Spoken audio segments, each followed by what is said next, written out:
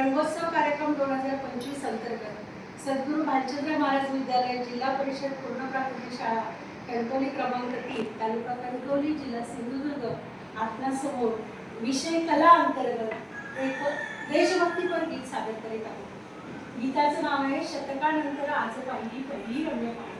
ही कवी वसंत बापट यांनी लिहिलेली एक सुंदर कविता आहे। आज आम्ही ते देशभक्तीपर गीत म्हणून घेत आहोत। ही कविता जी आहे ही स्वातंत्र्य दिनाच्या पहाटेच त्याचबरोबर भारतीयांना स्वातंत्र्यामुळे मिळालेल्या आनंदाचं आणि स्वातंत्र्यासाठी ज्या ज्या देशभक्तांनी ज्या ज्या क्रांतिकारकांनी याच्यासाठी बलिदान दिलं त्यांची आठवण त्यांच्या संघर्षाचं प्रतिकात्मक वर्णन करणारी अशी ही कविता।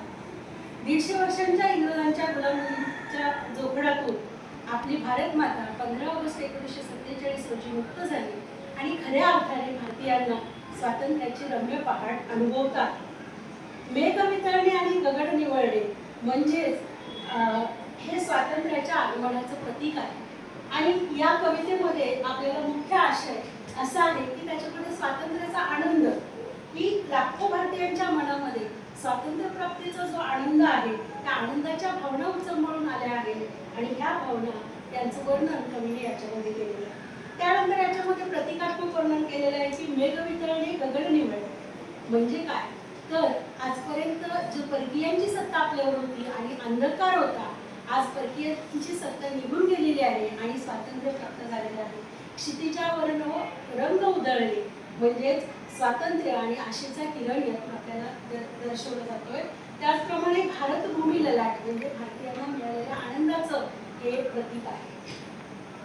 यातून संघर्षाची आठवण आपल्याला करून दिलेली आहे की आपल्याला मिळालेले जे स्वातंत्र्य आहे हे सहजासहजी मिळालेले नाही, तर अनेक देशभक्तांनी आपल्या घरादाराची आहुती दिलेली आहे, अनेक क्रांतिकारकांनी आपले रक्त सांडलेलं आहे आणि त्याचबरोबर आपल्या प्राणांची आहुती दिलेली आहे आणि ह्या यज्ञामध्ये जी आहुती दिलेली आहे ती संघर्षाचं प्रतीक आहे। त्याचबरोबर यातून आपल्याला आशेचा किरण काय आहे तर भारताला स्वातंत्र्य मिळालेलं आहे, त्यामुळं आपला जो पुढचा जो काळ असणार आहे तो नक्कीच उज्ज्वल असणार आहे। उज्ज्वल यशाची नवी पहाट उगवली आहे आणि असा आशावाद या कवितेमधून व्यक्त केलेला आहे। तर असं हे एक सुंदर देशभक्तीपर गीत जे सर्वांच्या मनामध्ये देशप्रेम जागृत करणार आहे हे गीत आता आपण सादर करणार आहोत। सुरुवातीला आपल्याकडे भार्गवी जाधव ही तुम्हाला पहिल्यांदा हे कवितेची चाल दाखवणार आहे आणि त्यानंतर तुम्ही हे गीत म्हणायचं।